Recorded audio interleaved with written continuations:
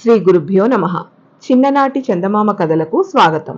ఈనాటి కథ శీర్షిక గీక్షసులు. అనగనగా ఒక ఊళ్ళో ఒక చెవిటివాడు ఒక గుడ్డివాడు ఉండేవాడు. వాళ్ళిద్దరికీ మంచి సావాసం. ఇద్దరు ఆ ఊళ్ళోనే అడుక్కు తింటూ బతికేవాళ్ళు. కానీ ఒక ఊళ్ళో ఎన్నాళ్ళు దొరుకుతుంది వాళ్లకు బిచ్చం?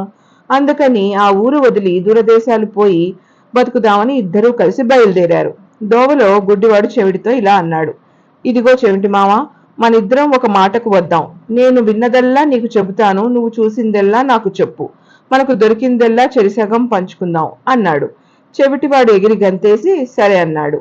కొంత దూరం పోయే వరకు గుడ్డివాడికి గాడిద అరుపు వినిపించింది. ఇదిగో అక్కడ దగ్గరలో ఎక్కడో గాడిద ఉంది, దాన్ని పట్టుకుని తీసుకెళ్దామా? మనకు ఏది దొరికినా దాని మీద వేసుకోవచ్చు అన్నాడు. చెవిటివాడు గుడ్డివాడు చెప్పిన దోవనే పోయాడు. అక్కడ ఒక గుంజకు గాడిద కట్టేసి ఉంది. దాన్ని చెవిటివాడు విప్పి తోలుకు వచ్చాడు. ముగ్గురు మళ్ళీ కొంచెం దూరం పోయేసరికి చెవిటివాడు ఇలా అన్నాడు: ఇదిగో గుడ్డిమామ, ఇక్కడ చీమల బారు పోతున్నది అన్నాడు. ఇంకేం, కాసిని తీసి పైపంచను మూట కట్టు, ఎందుకైనా పనికి రాకపోతాయా అన్నాడు గుడ్డివాడు. ఇంకా కొంత దూరం పోయేసరికి చాకలివాడి బాణ కనిపించింది. దాన్ని కూడా తీసుకుని గాడిద మీద పెట్టుకుని బయలుదేరారు. ఇంతలో పొద్దుగూకొచ్చింది. ఆకాశాన దట్టంగా మబ్బు పట్టింది. ఉరుములు మెరుపులతో వాన వచ్చింది. దగ్గరలో ఏది కనపడినా చాలు అందులో తలదాచుకుంటూ ముందుకు పోసాగారు ఇద్దరు. అలా కాస్త దూరం పోయేసరికి పెద్ద మేడ కనిపించింది. అదిగో పెద్ద మేడ అన్నాడు చెవిటివాడు. అయితే నా చెయ్యి పట్టుకున్నాడు, నా చెవులు ఉరుములకు మారుమోగిపోతున్నాయి అన్నాడు గుడ్డివాడు. నాకు ఉరుములంటే లెక్కలేదు, మెరుపులతో నా కళ్ళు పోతున్నాయి అన్నాడు చెవిటివాడు.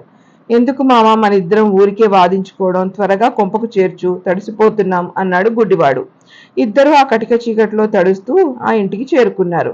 గుడ్డివాడు ఆ ఇంటి మెట్లు, తలుపులు, గడియలు చూసి ఇది ఎవడిదో రాక్షసుడి కొంపలా ఉంది, మనం ఇంకో చోటికి పోదాం అన్నాడు. చెవిటివాడికి భయం వేసింది. కానీ ఎక్కడికి పోతారు? ధైర్యం తెచ్చుకుని దీంట్లోకే పోదాం పదా గుడ్డిమామ, రాక్షసి వస్తే నేను జవాబు చెబుతాను అన్నాడు. ఇద్దరూ బలమంతా ఉపయోగించి తలుపు నెట్టి గాడిదను లోపలకు తోలి మళ్ళీ తలుపులు బిగించారు. లోపల రాక్షసి లేదు, గీక్షసి లేదు. వాళ్లకు బాగా ఆకలి వేస్తుంది. అన్నము, కూరలు, పళ్ళు అక్కడ పెట్టి ఉన్నాయి. గాడిదని స్తంభానికి కట్టివేసి ఇద్దరు కూర్చుని ఆ అన్నమంతా మెక్కారు. కడుపు నిండేసరికి వాళ్లకు నిద్ర వచ్చింది. గురక పెట్టడం మొదలు పెట్టారు. ఇంతలో ఎక్కడో తిరగడానికి పోయిన రాక్షసి వచ్చాడు.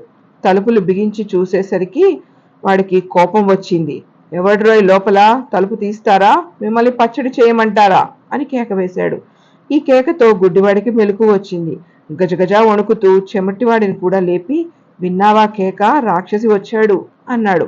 నాకు వాడి కేకలంటే లెక్కలేదు, నువ్వు ఊరుకో, నేను జవాబు చెబుతాను అని చెవిటివాడు రాక్షసిని దబాయించాడు. ముందు ఎవడిపోయి నువ్వు హాయిగా నిద్రపోయే వాళ్ళని వచ్చి లేపుతావు? నేనా? రాక్షసుణ్ణి, ఇది నా ఇల్లు, తలుపు తీయకపోతే మీ ప్రాణాలు తీస్తాను అన్నాడు రాక్షసుడు. నువ్వు రాక్షసుడివైతే మేము గీక్షసులం, ఏమనుకున్నావు? మేము రోజు రాక్షసులనే తింటాం అన్నంలోకి అన్నాడు చెవిటివాడు బిగ్గరగా. దానికి ఆ రాక్షసుడు ఆశ్చర్యపోయి, ఏమిటి, మీరు రాక్షసుల్ని తినే గీక్షసులా? ఏది, పొట్ట చూపించండి, నేను నమ్ముతాను అన్నాడు రాక్షసుడు.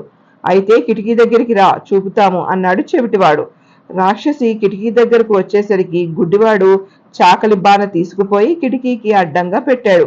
రాక్షసి ఆ బాణను తడిచి చూసి, అమ్మయ్యో ఎంత పెద్ద పొట్ట, అయితే బాబు మీ తలకాయ కూడా చూపుతారా అని అడిగాడు రాక్షసుడు.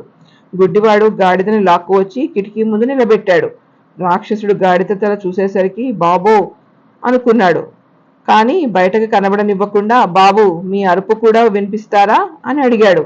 గుడ్డివాడు మూటలో ఉన్న చీమల్ని తీసి గాడిద మీద పోశాడు. గాడిద తల అల్లలాడించేసి బిగ్గరగా చెవులు పగిలిపోయేటట్టు ఒండ్ర పెట్టింది. పాపం రాక్షసికి హడలు పుట్టి ఆ అర్ధరాత్రే అడవిలోకి పారిపోయాడు. ఇంతటితో కథ కంచికి, మనం ఇంటికి.